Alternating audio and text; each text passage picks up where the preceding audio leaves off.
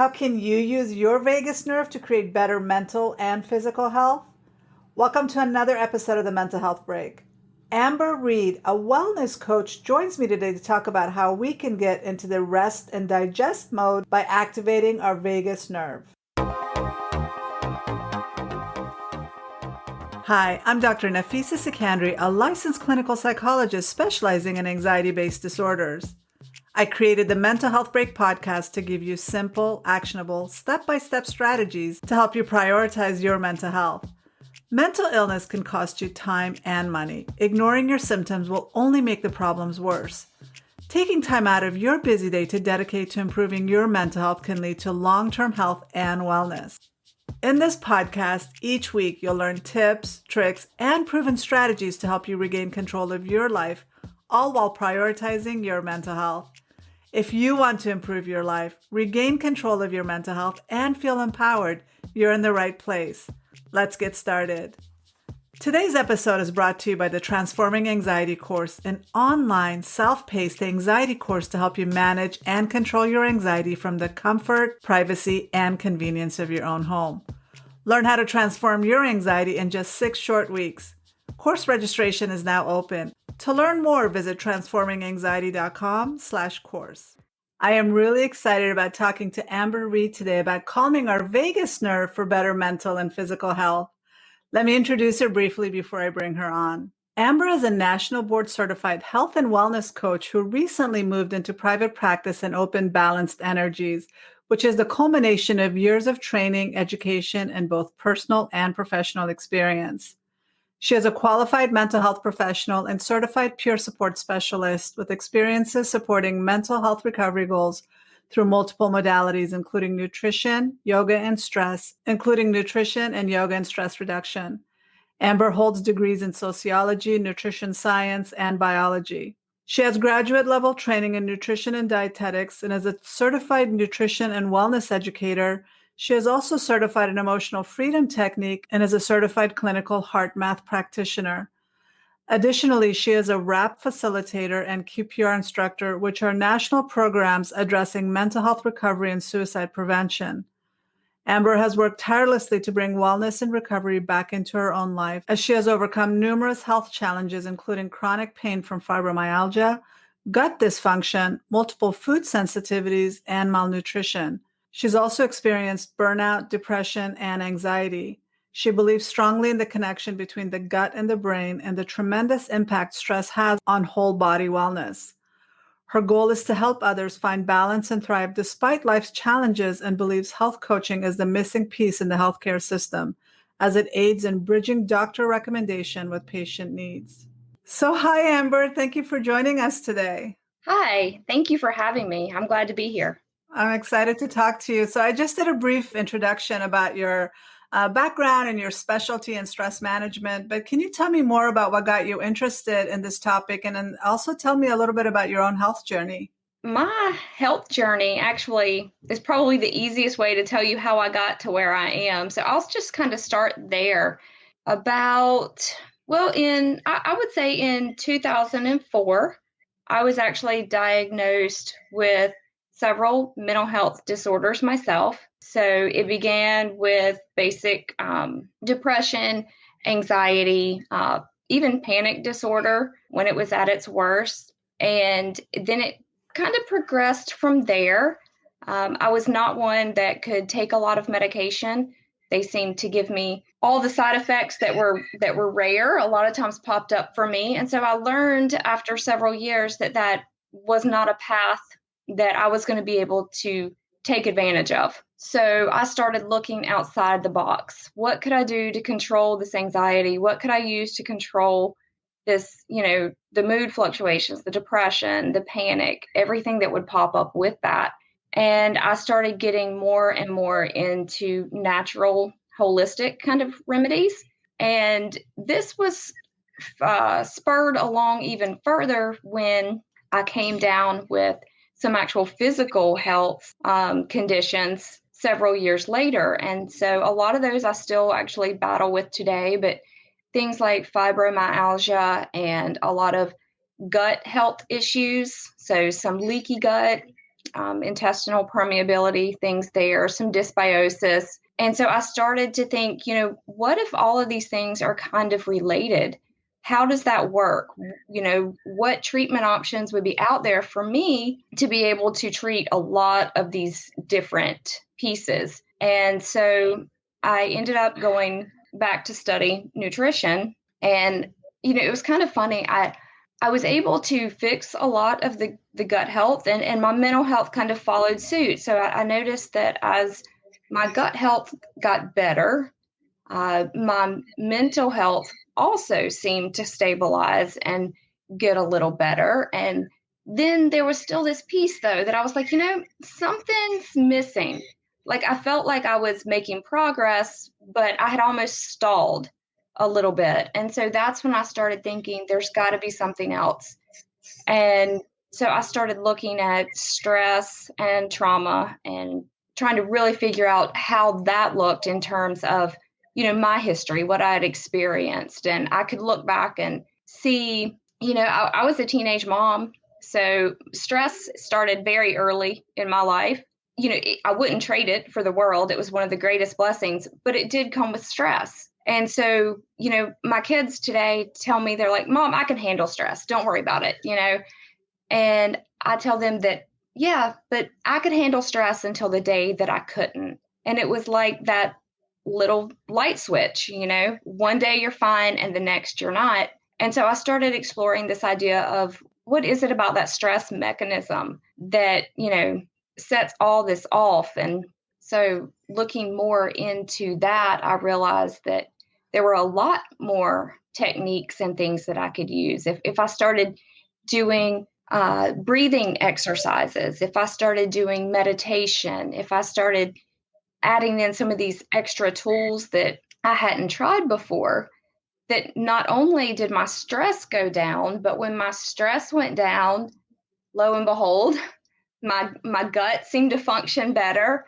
I could think clearer. The brain fog wasn't there nearly as bad. And so I started to see that there was a really deep interconnection between a lot of these things. And so I have now kind of turned that into my focus. How can I help others who maybe are struggling with some of these same things find that calm and that peace? Reducing that stress is often one of the first places I start, kind of flipping my story on its head, but it is really what I see as one of the critical pieces, because until your body calms down, until your body knows that it is safe, it's not going to want to work on healing. It can't work on healing because it needs to know that it's safe to do that. Otherwise, you're stuck in that survival mode. Speaking of that survival mode, there's the term sympathetic versus parasympathetic nervous system, and both play a part in our ability to manage stress. And stress is something that literally can kill us. It's so prevalent in our lives, but we don't even give it the thought that it needs or the attention that it needs. And then it might be like me being a second language learner, but for a long time, I had a really hard time distinguishing between the sympathetic and the parasympathetic nervous system. Can you briefly describe that and break that down for us and my audience, and just explain what the difference is and why we need to be more in the parasympathetic nervous system? Sure. So when we look at the nervous system, it is divided into what we traditionally think of as the parasympathetic, which is kind of your rest and digest, if you've heard of that terminology before. It's where repair, healing takes place. It allows us to digest our food and even have things such as intimacy. So we start getting into that idea of things slowing down, things being at peace and, very calming. The sympathetic state is typically what we think about that gets activated when we feel threatened in some way. And so we think about fight or flight. Do I need to stay and try to fight my way out of this threat? Or do I need to try to run away, maybe hide or, withdraw in some way? And so today, a lot of times what we're seeing is that this worked great for our ancestors when, there really was a threat, like a tiger coming at you, or, the bear coming at you in the wilderness. But in today's times, having that stress system chronically activated is really, like you said, causing a lot of damage. It can literally kill you. It's a lot of our major diseases are linked to stress and inflammation. It's not that necessarily the sympathetic system is bad. It was actually designed to be helpful and to help us to survive. So it was a beneficial sort of mechanism. But like I said, the issue arises when we are chronically activating that system and not able to get back into that parasympathetic rest, digest, heal, restore sort of parasympathetic mode. I think the names are misleading.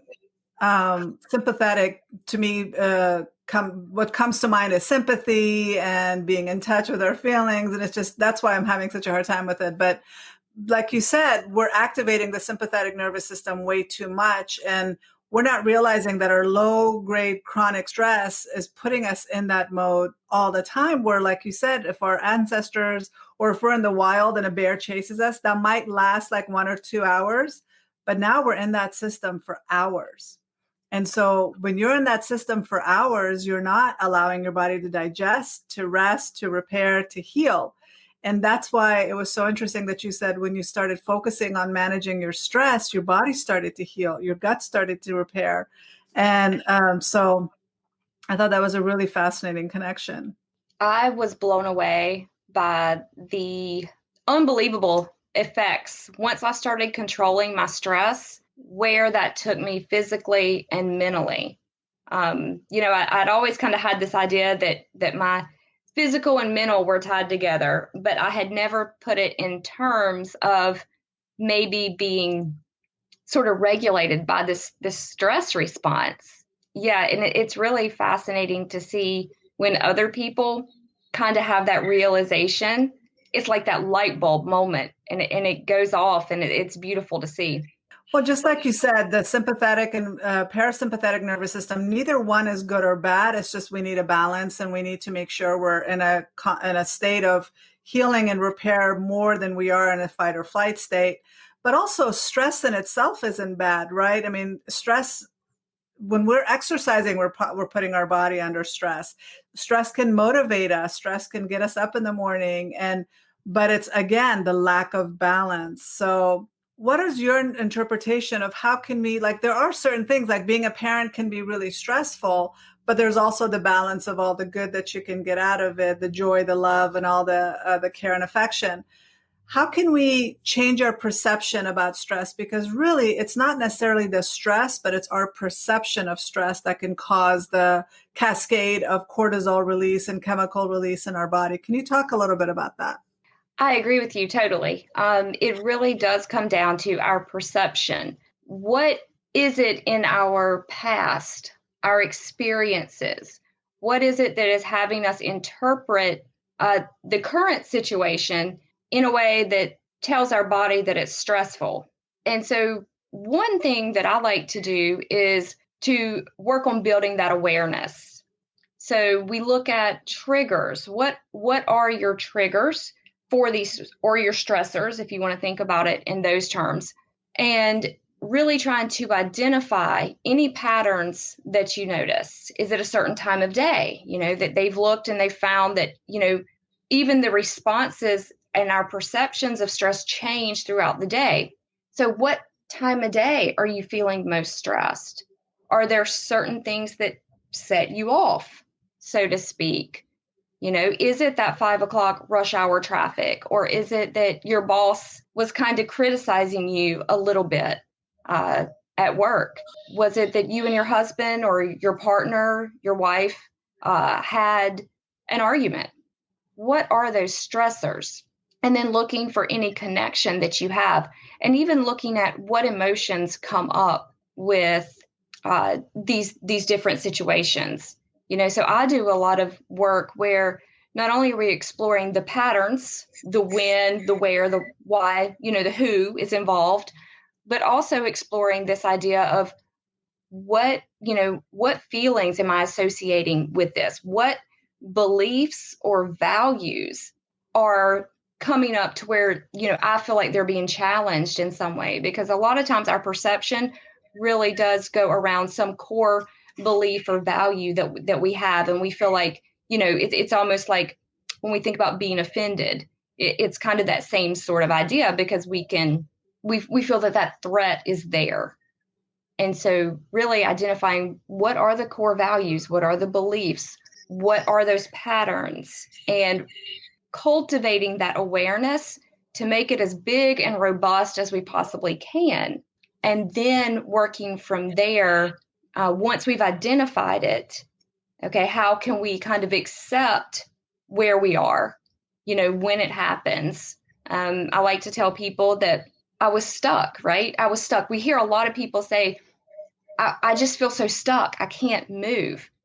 Part of the reason, at least for me, that I couldn't move was because I didn't want to accept where I was at that point in time. So I was that car that was stuck in the mud, and the tires are spinning, right? I mean, they're going, I'm trying to go, but I'm going nowhere, simply because I couldn't really accept that, hey, I was stuck in the mud. But once you accept that and go, oh, okay, well, let's maybe call a tow truck, or let's get a board under my tire, I can work in the solution once I've accepted kind of where I am in the present moment. And yes, being aware of our present moment is really important, isn't it? Like if we're, let's say it's not even past trauma, it could be I didn't get enough sleep the night before, so I'm more reactive and everything is stressing me out more, or maybe I haven't been taking care of myself. And so that's really affecting my perception as well, because and then also for women, their time of the month, like hormonal changes can definitely affect your perception. So I mean, that's a huge topic that we can really get into today. I just want to focus on the solutions. And definitely, we all can agree that stress is a big problem in our modern life. But there are things that we can do. Recently, I became really obsessed with the vagus nerve. And for those that may not know the importance of it, can you explain what the vagus nerve is and what important role does it play in our health and well-being? So this is actually a fascinating topic. The vagus nerve, also known as cranial nerve 10, is actually the longest of the cranial nerves, and it runs from basically the base of the brain stem, okay, down, and it can touch a lot of the different major organs. So it reaches out and it touches your heart, and it touches your stomach and your digestive system, and it touches, your lungs. So it's touching a lot of major organs that, it's then connecting to the brain. And the really cool thing about the vagus nerve is that most of the fibers are the ones that are going from the body to the brain. About 80% are sending messages from the body to the brain, and only about 20% are sending messages from the brain to the body, which is really kind of backwards of how a lot of times we think that the brain dictates our body. It tells us what to do and how to do it, and tells our organs how to move, how to function, what to secrete, all these different hormonal types of things. But with the vagus nerve, it's really important that it is actually taking messages from the body and sending them back to the brain. So this actually kind of speaks, at least in my mind, to why it's so important in the body system. It can affect our breathing. It can affect our perception of danger. It can affect our digestion. Lots of different things that it can help affect and regulate. And so the vagus nerve, actually, the fascinating theory, polyvagal theory, is that we've got this sympathetic, which alerts us to danger. It alerts us to any threat that may be out there. It puts us into that sympathetic fight or flight. And then with polyvagal theory, we're looking at the idea that, yes, we have this vagus nerve, and that's what kind of helps us get into that parasympathetic state.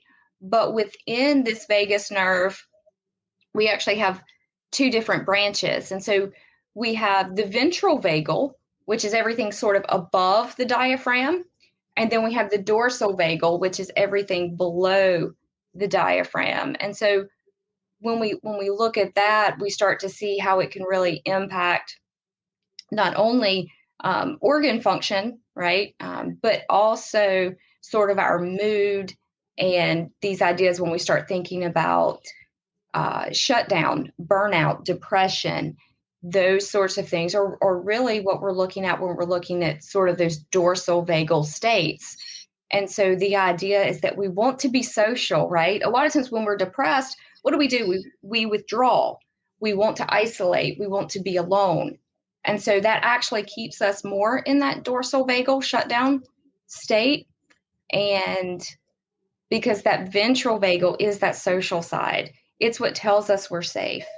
So there's a lot of information out there with the vagus nerve and has a lot of implication for us physically and mentally. It's so fascinating. I just am amazed at how much it affects our organs and the feedback loop between our body and our brain. Really, really interesting.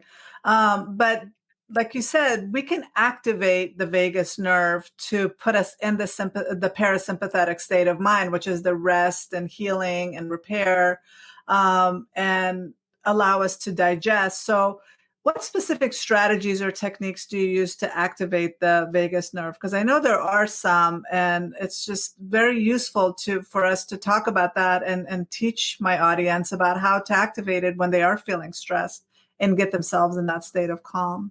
I am so glad you asked that question. There are several different techniques that we can talk about.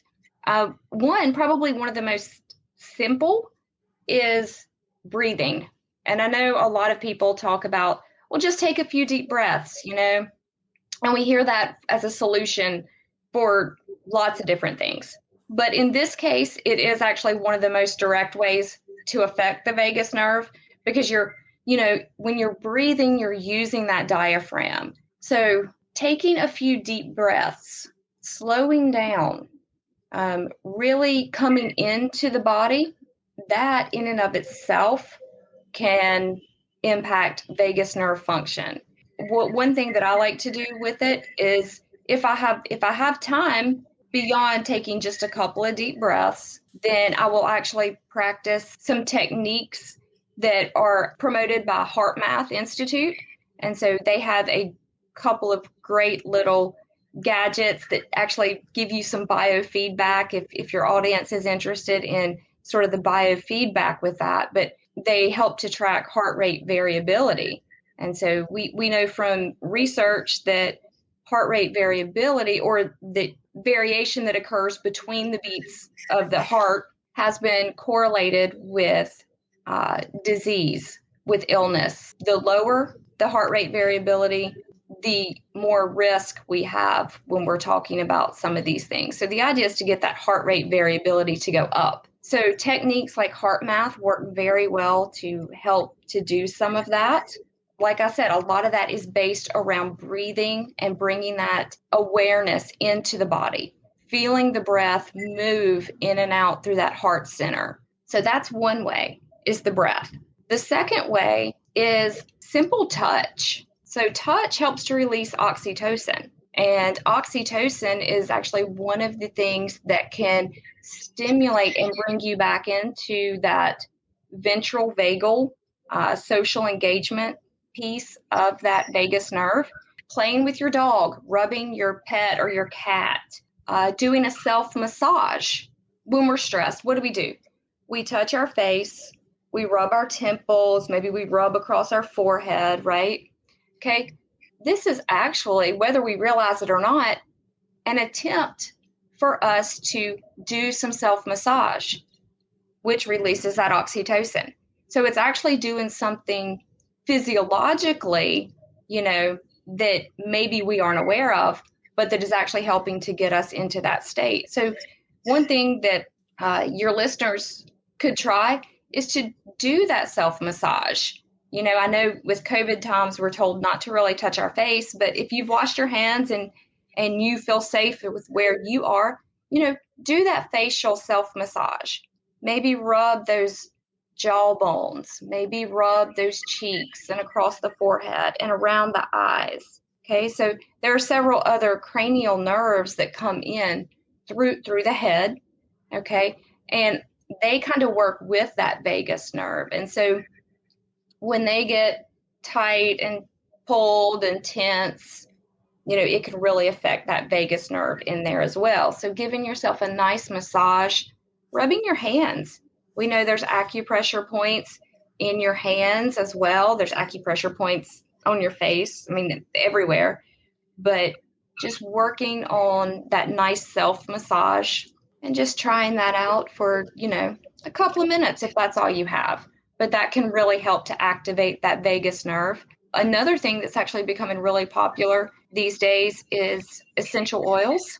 And essential oils are actually very good at sort of bringing in that calm and that relaxation. Some of them can stimulate the vagus as well. So things like clove, lime, some essential oils like that applied topically with a carrier can be very good, but you can also just inhale them. So those would be 3 quick strategies that I could think of that could be pretty readily available to most people. Of course, there are others, but those are 3 quick ones that I feel like would, for quick action, would probably be the most beneficial. What do you think about? I've heard of using your tongue as a brush on your palate. Using that, ice cold showers. Yeah, absolutely. If you are at home and you can, get into an ice cold shower, that's a good way to really kind of shock your system a little bit, and it can bring you back into that state. That's something, I'm going to be honest, that is something I have been working up to. I am not a fan of cold showers at all, but I do try to end my warm shower, and I've started building up. So I'm up to about 30 seconds now.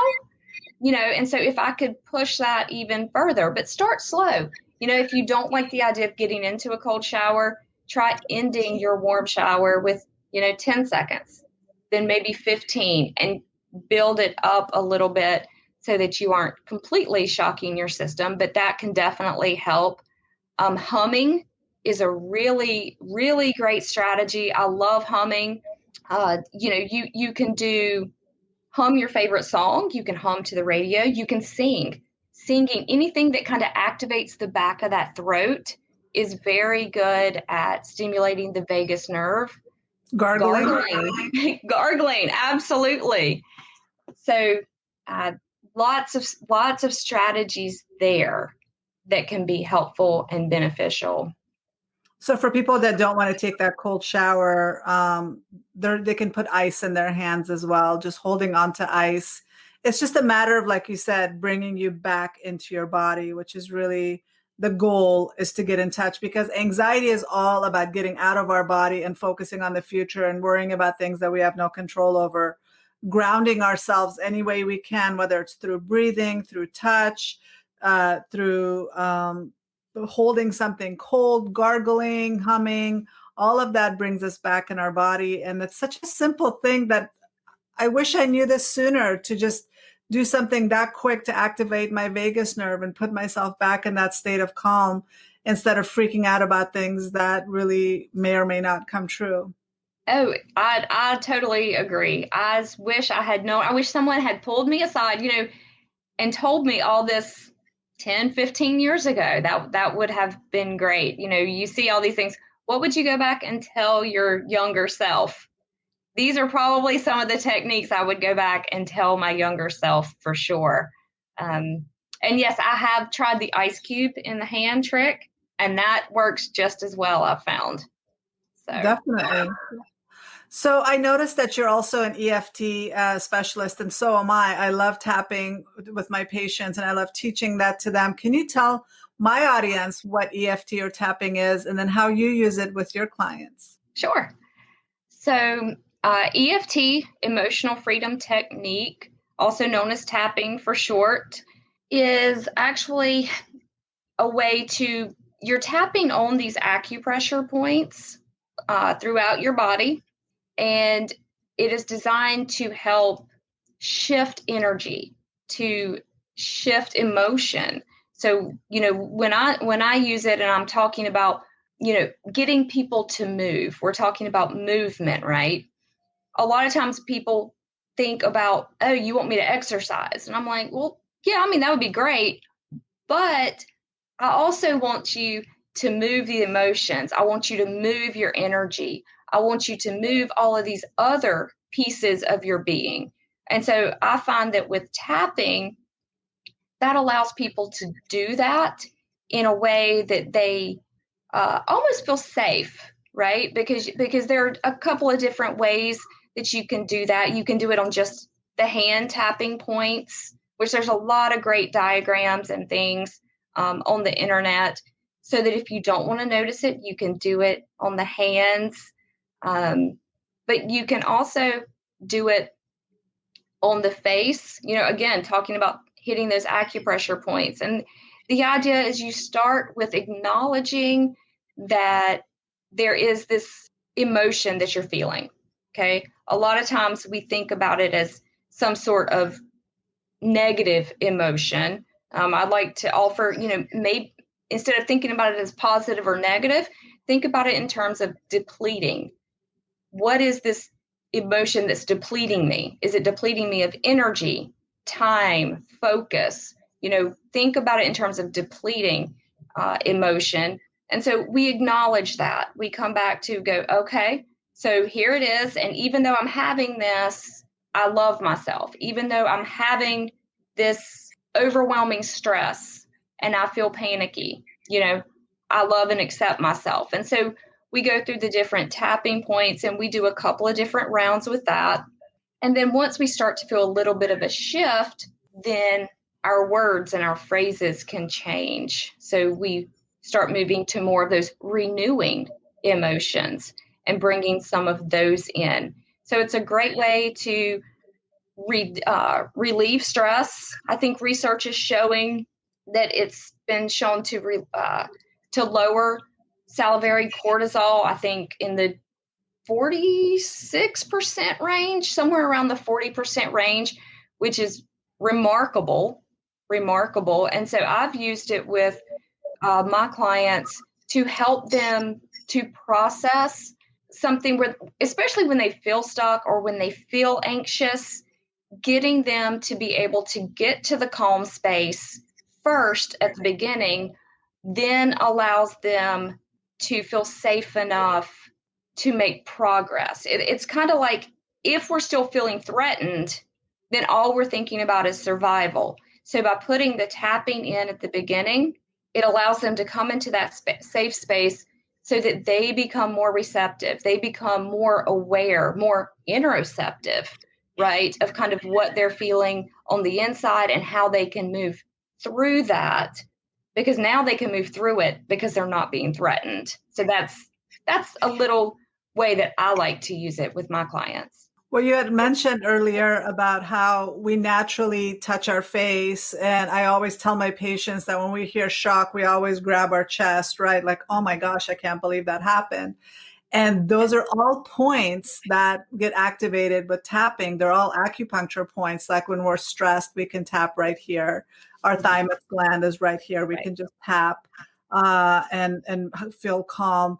I also like the tapping that I teach my patients is the fingers. Also, if you can't do the whole sequence, you can just tap your fingers.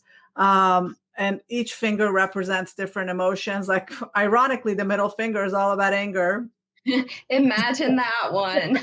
So people always are surprised with that, but just massaging that finger or whatever finger that you're feeling and feelings associated with it can bring you a sense of calm. So not only are you massaging and you're doing the touch, like you said, to activate the vagus nerve, but also what I love about tapping is you don't have to think positive. You can actually focus on the negative as you're tapping, and then it diffuses that negative energy, which is why it's so powerful and it works so well. And it's something you can take anywhere. It's free to have. Once you learn it, you'll never forget it. You can do it. I've done it when I've had a hard time sleeping.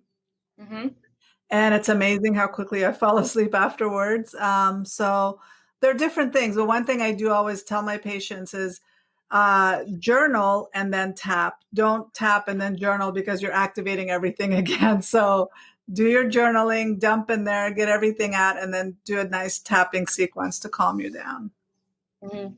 Those are all very good points, and I actually agree with everything. I feel like we have so much in common. Yeah, I mean, a lot of the things that you're interested in, I'm also, I noticed that I was also interested in, and that's, I think, the natural method of actually taking care of ourselves. You overcame fibromyalgia, I overcame endometriosis. And what got me into the natural treatments is treating myself naturally and holistically. And that's what got me on the path of learning more about alternative and holistic healing methods. So you personally overcame fibromyalgia, and I also have patients that are struggling with it, but they don't know what to do about it. So can you explain what it is, and then the symptoms associated with it, and then what steps did you take to help yourself manage your symptoms? So sure. So fibromyalgia is, you know, it seems to happen or occur in women more than men, but men can get it. And a lot of times it follows some major triggering life event. So, you know, some people report that it began after, a car crash. Other people report that it began after a really stressful time or maybe even some specific trauma that they can link it to. So there does seem to be some sort of mind body connection with fibromyalgia. And while they haven't figured it out completely, a lot of it does point to sort of miscuing or a misinterpretation of signals. So those could be the pain signals. We think about the fibromyalgia with the pain being in the joints and the tissues, the muscles, your whole body really feeling um, achy and tight and stiff, and even we talk about one way to access the vagus nerve is through touch. Sometimes with fibro patients, touch is even too much. So, thinking about, we're talking about a level of pain that a lot of people who haven't experienced have a hard time grasping, because it is very difficult to understand how people could not even stand a single touch. You also get symptoms such as the fibro fog, is what they call it. And it's that brain fog that kind of hangs around, where you really feel like you're kind of walking in the clouds and you've got this fog hanging down sort of over your eyes. Extreme fatigue often accompanies the symptoms. And there are actually several different points that they use to determine if you have fibromyalgia, and you have to meet a certain number of those points being sore and tender for the diagnosis. I'll tell you, there was a point when I was first diagnosed, and in my case, I didn't get a diagnosis until after I started having a lot of gastrointestinal sort of issues. With that, I kind of felt like my body was being beaten up. It was being traumatized. And so my body's reaction to that was the development of this fibromyalgia. When I was first diagnosed, even doing simple things, like I was fit, I was active, I was a mother of three, sports and everything every weekend throughout the week. I was busy, busy, busy. And it literally knocked me on my rear. I would wake up in the mornings and it was like my body would scream at me, just pleading with me, no, please don't get up. And I would drag myself out of bed and I would try to keep going. But eventually it got to the point where the fatigue was so bad that even just getting a shower was exhausting and I would have to go back to bed. And so this went on for a while. I couldn't exercise. I couldn't really enjoy any of the things that I had been enjoying before. So, one of the first things that I started focusing on was self care, letting myself, if I was tired, letting myself rest. Okay. And I had to come to terms with the fact that I wasn't quitting. I was resting, and resting was good. Resting was something that my body needed. So I started allowing times for naps, for breaks. It's not like I could really stay awake. My body was like, no, I'm done. So just coming to terms with that, prioritizing sleep, getting a sleep routine, making sure that, I was minimizing screen time before bed. I tap before bed, like you mentioned before. And so that became important to help me ease off into sleep. I also, once I started getting some of that, I took a lot of different supplements for the fibromyalgia. Part of my GI health issues is that I can't digest and absorb food properly.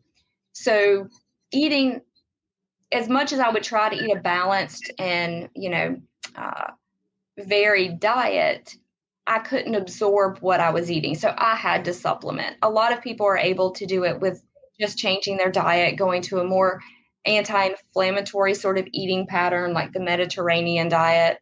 I always have to be a little more complex. And so I would actually supplement with some quality key vitamins and minerals. I really focused on how could I upregulate my mitochondria, my energy powerhouses. How could I help optimize their performance? And as I started, looking at the vagus nerve and trying to figure out this interconnection, if my body is stressed all the time, if my body is in this constant state of defense, then not only is it affecting my vagus nerve, but it is affecting my mitochondria, because my mitochondria then go into defense mode themselves. And so all of their energy goes into immunity, all of their energy goes into basic functions, it goes into that whole, again, defense mode.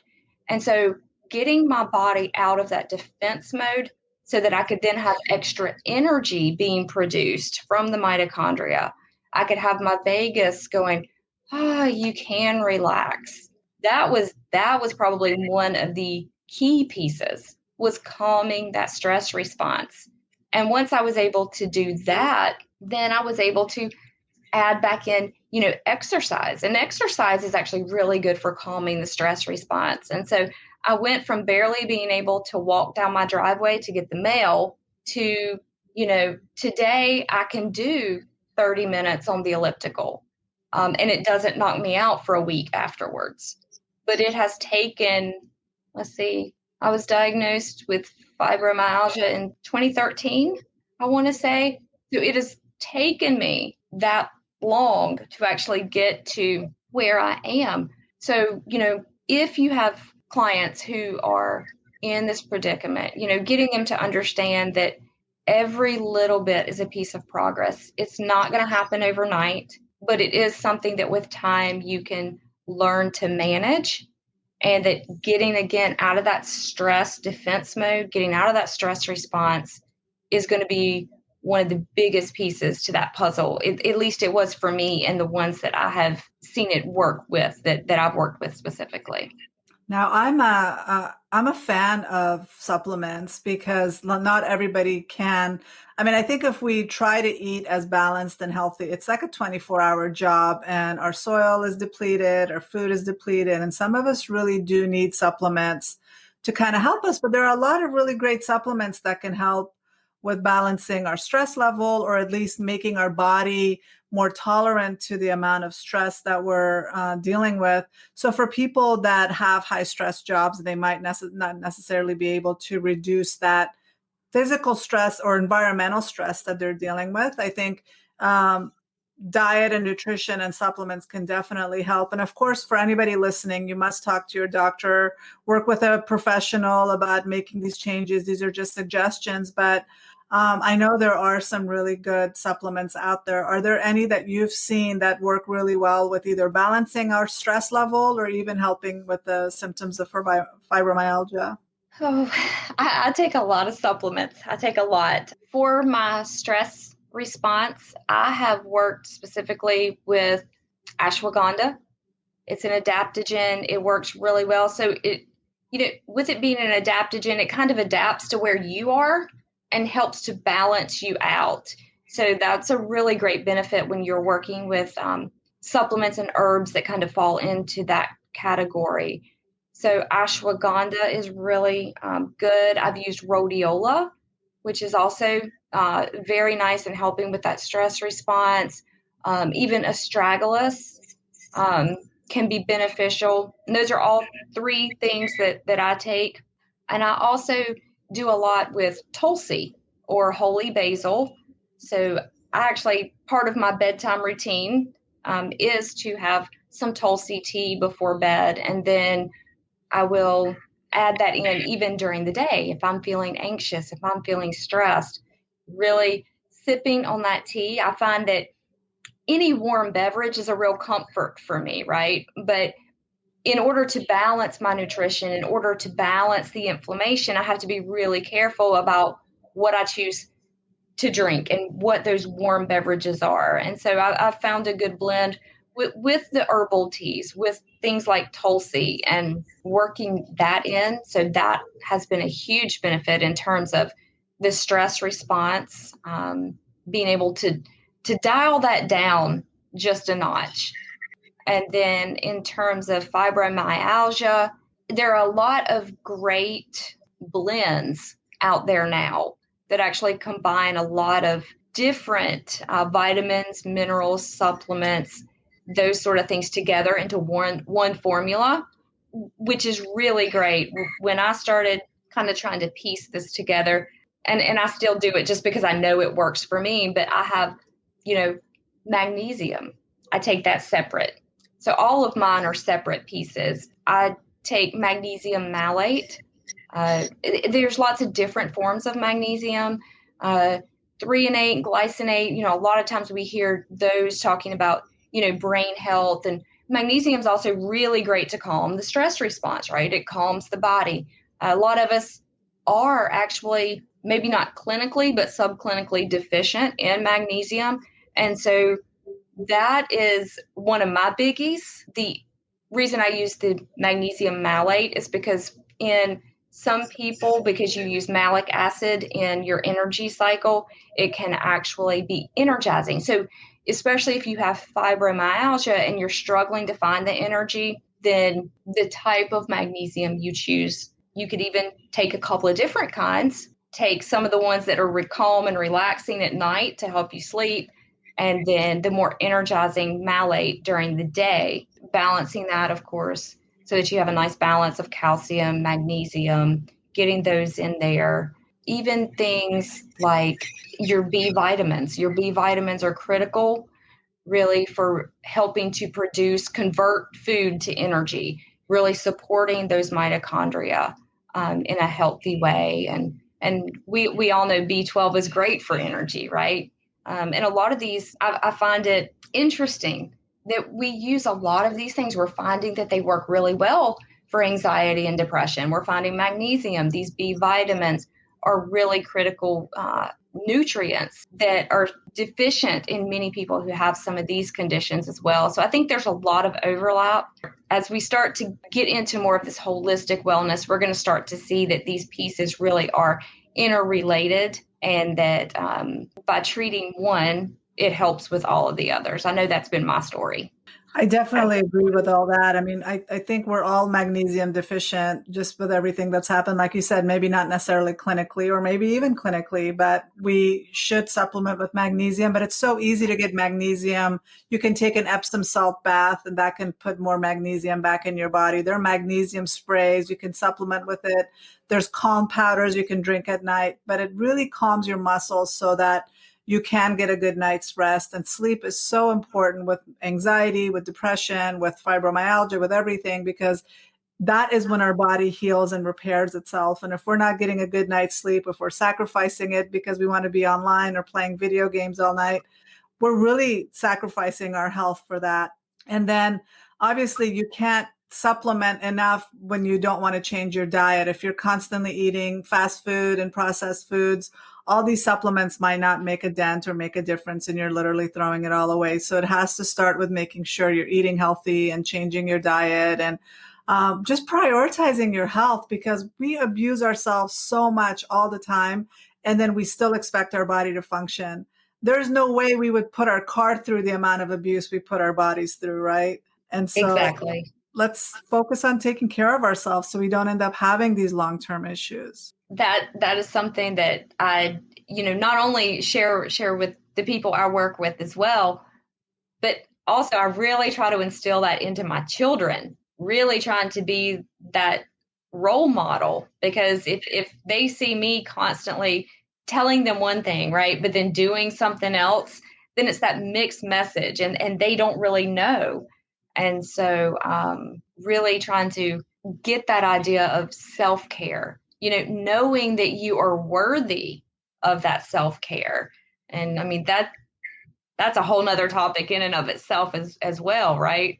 But when you take care of yourself, you're giving your children permission to take care of themselves, because you're not sacrificing yourself. You're not playing the martyr. It's okay, I'll put myself last. No, I need to take care of myself so I can be a good mom. I can be a good wife. I can be a good daughter. I can be a good friend. And that's where it comes. Self-care is not selfish. And you taking care of yourself, you're teaching them it's okay for you guys to do the same. Exactly. I tell them, you're exactly right. It is not selfish. In fact, it is self-full, okay? Because you are refilling your cup so that you are full, so that you can then take care of whatever you need to take care of. Exactly. Well said. So where can people find you and connect with you if they have questions or they want to know more about you? You can find me online at balancedernergies.live, and I am on Facebook and Instagram at balancedernergies.be. Okay. I'll make sure to put all that in the show notes. But thank you so much for joining me and talking to me about all this. Oh, thank you for having me. I've had a great time. Me too. Thanks. I hope you have a wonderful day. Thanks. You too. Stress is the silent killer that must be managed, and the best way to do so is with the vagus nerve. I hope this conversation with Amber inspired you to pay attention to your stress level and activate your vagus nerve when you feel the level rising. To learn more about Amber, visit transforminganxiety.com/38. When you're there, go ahead and leave me a comment and let me know your thoughts about this episode. If you haven't already, you can show support for the Mental Health Break podcast by subscribing wherever you're tuning in from today. We have some great interviews lined up, and you don't want to miss a single episode.